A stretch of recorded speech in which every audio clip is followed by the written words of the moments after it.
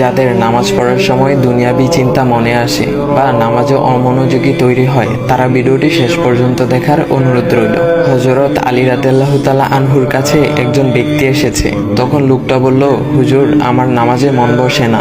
নামাজে দাঁড়ালে আমার দুনিয়াবি নানা চিন্তা আসে। হুজুর, আমার এই নামাজ কি আল্লাহ তাআলা কবুল করবেন? তখন হযরত আলী রাদিয়াল্লাহু তাআলা আনহা বলেছেন, না, তোমার নামাজ কবুল হবে না।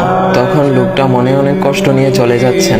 এমন সময় রাসূল সাল্লাল্লাহু আলাইহি ওয়াসাল্লাম এসে হযরত আলী রাদিয়াল্লাহু তাআলা আনহুকে জিজ্ঞাসা করলেন, ইয়া আলী, আপনার কাছে লোকটা কেন এসেছিল?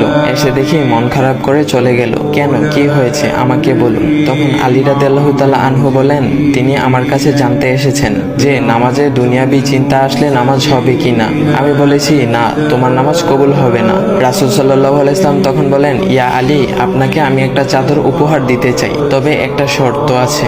আলী রাদিয়াল্লাহু তাআলা আনহু খুশি হয়ে বলেন, ইয়া রাসূলুল্লাহ, কি শর্ত তা বলুন, আমি আপনার সকল শর্ত মেনে নিব। বুঝতেই তো পারছেন রাসূল সাল্লাল্লাহু আলাইহি ওয়াসাল্লামের চাদর বলে কথা। তখন রাসূল সাল্লাল্লাহু আলাইহি ওয়াসাল্লাম বললেন, ইয়া আলী, আপনি যদি এই মুহূর্তে 2 রাকাত নামাজ একনিষ্ঠভাবে পড়তে পারেন দুনিয়াবি সকল চিন্তা দূর করে, তাহলে আমি আপনাকে সেই চাদরটি উপহার দেব। আলী রাদিয়াল্লাহু তাআলা আনহু বলেন, এটা তো সাধারণ ব্যাপার। আলী রাদিয়াল্লাহু তাআলা আনহু তখন নামাজে দাঁড়িয়ে গেলেন আর তিনি নামাজ পড়তে শুরু করলেন। এমন সময় তার মনের মধ্যে শুধু ভাবনা চিন্তা আসতে শুরু করলো, আচ্ছা, আমাকে যে রাসূল সাল্লাল্লাহু আলাইহি ওয়াসাল্লাম যে চাদরটা দিবেন, সেটা কি ফাতিমার চাদর নাকি রাসূল সাল্লাল্লাহু আলাইহি ওয়াসাল্লামের? আচ্ছা, চাদরখানা দেখতে কেমন হবে? এই বিভিন্ন বিষয় নিয়ে ভাবতে লাগলেন। তিনি ভুলেই গেছেন যে দুনিয়াবি চিন্তা নামাজে আনতে রাসূল সাল্লাল্লাহু আলাইহি ওয়াসাল্লাম নিষেধ করেছেন। এর মধ্যে আলী রাদিয়াল্লাহু তাআলা আনহুর নামাজ পড়া শেষ। আলী রাদিয়াল্লাহু তাআলা নামাজ শেষ করে রাসূল সাল্লাল্লাহু আলাইহি ওয়াসাল্লামকে বলতেছেন, ইয়া রাসূলুল্লাহ, আমি আপনার শর্ত মেনেছি, এখন আমাকে চাদরখানা উপহার দেন। রাসূল সাল্লাল্লাহু আলাইহি ওয়াসাল্লাম বলেন, ইয়া আলী, আপনি কি একনিষ্ঠভাবে দুনিয়াবি চিন্তামুক্ত ছাড়া 2 রাকাত নামাজ পড়েছেন? তখন আলী রাদিয়াল্লাহু তাআলা আনহা মুচকি হেসে বললেন, না ইয়া রাসূলুল্লাহ, আমি আপনার চাদর নিয়ে অনেক কিছুই ভেবেছি।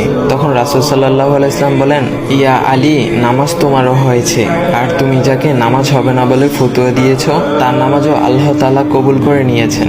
শোনো আলী, দুনিয়াবি চিন্তা দ্বারা নামাজ বাতিল হয় না, নামাজ মহান আল্লাহ তাআলা কবুল করে নেন। সকল ফরজ নিয়ম কানুন মেনে নামাজ পড়লে নামাজ হবে ইনশাল্লাহ। তবে আমাদের সকলের উচিত নামাজ আদায় করার সময় একমাত্র আল্লাহকে স্মরণ করে নামাজ আদায় করা। নামাজে দাঁড়ালে দুনিয়াবি চিন্তা মাথায় আসে, এটা শয়তানের একটা ফাঁদ।